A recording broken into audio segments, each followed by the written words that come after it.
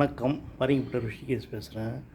வெகுஜன மக்களான ஒடுக்கப்பட்ட மக்களின் பேரொளி டாக்டர் பீமாராவ் ராம்ஜி அம்பேத்கரை பாராளுமன்றத்தில் இழிவுபடுத்தி பேசிவிட்டு மத்திய சர்க்கார் இது வரைக்கும் மன்னிப்பு கேட்கல. அப்போ வெகுஜன மக்களுடைய விரோதத்தை சம்பாதிச்சிக்கிச்சின்னு தான் அர்த்தம். ஆனால் இந்த பல நாள் திருடன் ஒரு நாள் அகப்படுவான்ற மாதிரி அவர்களுடைய விஷயங்கள் இந்த குளிர்கால கூட்டத்தொடரில் மாட்டிக்கிட்டாங்கன்னு வச்சிங்களேன்.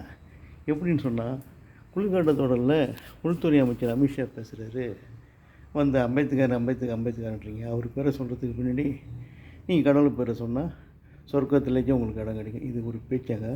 ஒரு உள்துறை அமைச்சர் ஒரு கண்ணியமான பேச்சை இது எவ்வளோ ஒரு பாராளுமன்றத்தை மாண்பை கலங்கப்படுத்தியிருக்காரு பாருங்கள். அதை பேசிட்டு அதுக்காக மத்திய அரசு மன்னிப்பு கேட்கல. மத்திய அரசில் கூட்டணியில் அங்கம் வைக்கக்கூடிய சந்திரபாபு நாயுடு கட்சியும் சரி, அதே நேரம் நிதிஷ்குமார் கட்சியினரும் எந்த விதமான கண்டனமும் தெரிவிக்கலை. வெகுஜன மக்கள் மறந்து விடுவாங்கன்ற மாதிரி குளிர்கால கூட்டத்தொடர், பாராளுமன்ற குளிர்கால கூட்டத்தொடர் அப்படியே டக்குன்னு தேதி குறிப்பிடாமல் ஊற்றி வச்சுட்டு ஓடிட்டாங்க. இது ஒரு நல்ல விஷயமா? இது பாராளுமன்ற ஜனநாயகத்தில் ஆரோக்கியமான விஷயமான்றதை நம்ம யோசிக்கணும்.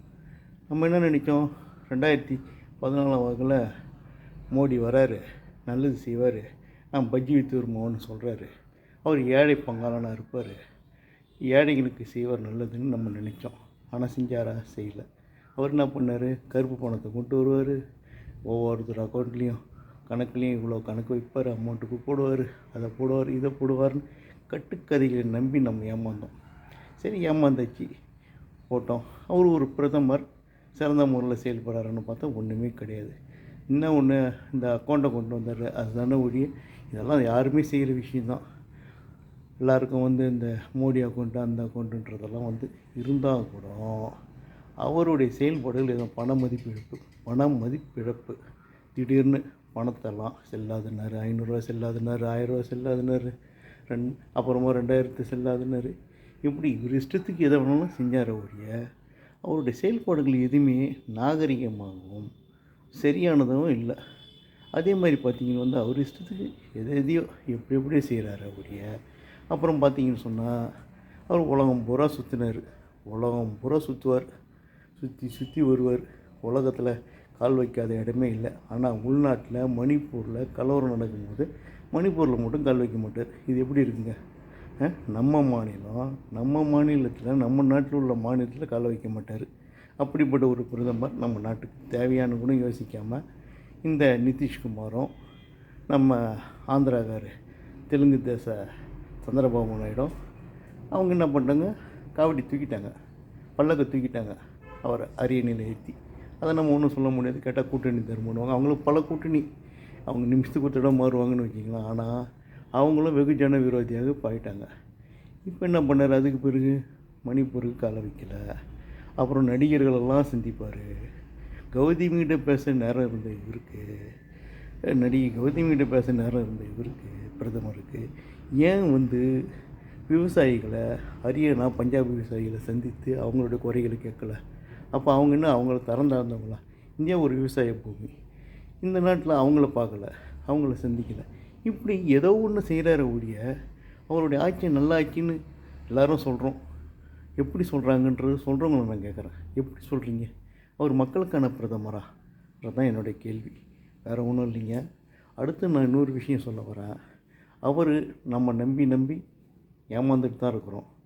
இந்த பாராளுமன்றத்தில் மோடி அமித்ஷாவுக்கு இவரே மன்னிப்பு கேட்கலாம், இவரே கேட்கல. ஏன் மன்னிப்பு கேட்க மாட்டுறாரு? அமித்ஷா பேசுறதுக்கு நான் மன்னிப்பு கேட்குறேன், இந்த அரசாங்கம் மன்னிப்பு கேட்குதுன்னு வேலை முடிஞ்சு போச்சு.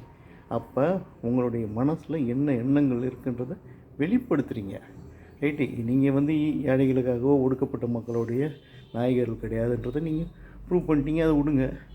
அப்புறம் போவீங்க, குளத்தில் கூடுவார், கோயிலில் தண்ணி ஊற்றிப்பார், ராமருக்கு போவார், ராமர் கோயிலில் கட்டணுன்னுவார், அதுன்னுவார், இதுன்னுவார், என்னென்னமோ செஞ்சுன்னு இருக்காருன்னு வச்சிங்களேன். அவருடைய செயல்பாடு ஆர்எஸ்எஸ்க்கு இன்றைக்கி பிடிக்காத நிலைமையில் ஆகிடுச்சு. ஆர்எஸ்எஸ்காரங்களே அதை விரும்பவில்லை. அப்படிப்பட்ட ஒரு சூழ்நிலை தான் இன்றைக்கி இருக்குது. இப்படி இருக்கும்போது எது எப்படியா இருந்தாலும் சரி, அவர் இதெல்லாம் மறந்துடுவாங்கன்னு நினச்சி வெகுஜன மக்களுடைய மனசை புண்படுத்தி, அதாவது backward, most backward, SC, SC, ST, அப்புறம் மீனவ மக்கள் என பலதரப்பட்ட ஒடுக்கப்பட்ட மக்களுடைய மனசை புண்படுத்தி விட்டது இந்த அரசாங்கம். இந்த அரசாங்கத்துக்கு எதிரான ஒரு மிகப்பெரிய போராட்டங்களையும் யாரையும் நடத்த முன் வரலன்றது தான் யதார்த்தம். ராகுல் காந்தி சரியாக இருந்தது எல்லாமே நல்லா ஆகிடும். ஆனால் அவர் சரியான செயல்பாடு இல்லைன்றது தான் இருக்குது. சிறுபிள்ளைத்தனமான அரசியலை பண்ணிக்கிட்டு இருக்காரு. அவர் பாராளுமன்றத்தில் நம்பிக்கையில்லா தீர்மானத்தை கொண்டுட்டு வந்து இந்த ஆட்சியை தோற்கடித்து வீட்டுக்கு அனுப்பணும்ன்றது தான் என்னுடைய வேண்டுகோள். யாரையுமே ஒரு 5 வருஷத்துக்கு முன்னாடி ஒரு ஆட்சியை கொடுக்காதீங்க. அதுக்கு மேலே கொடுத்தா அவங்களுக்கு திமிர் வந்துடும். எந்த ஆட்சியாக இருந்தாலும் சரி, இவனுக்கு 5 அவனுக்கு 5 விஷயம் இப்படி தான் மாற்றி மாற்றி கொடுக்கணும். ஒரே ஆளுக்கு கொடுக்குறது தப்பு. இப்போ 10 ஆண்டுகள் கொடுத்தது இல்லாமல் மேலும் ஒரு 5 ஆண்டுக்கு இந்த நிதிஷ்குமாரும் இந்த